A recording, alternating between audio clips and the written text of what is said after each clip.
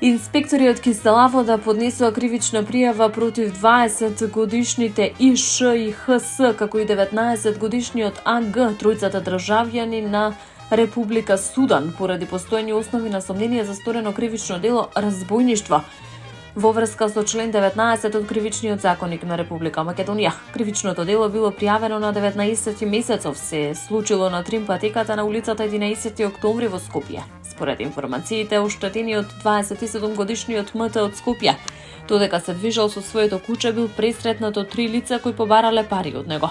Откако им одговорил дека нема пари, тие извршиле пребарување по неговите џебови. Потоа физички го нападнале, нанесувајќи му видливи повреди, пошто се оддалечиле во непознат правец.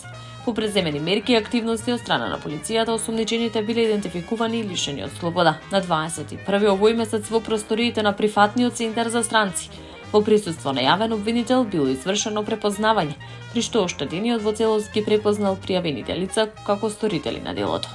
Истиот ден тие биле спроведени пресудија на претходна постапка во Основен кривичен суд Скопје, кој им изрече мерка притвор во траење од 30 дена.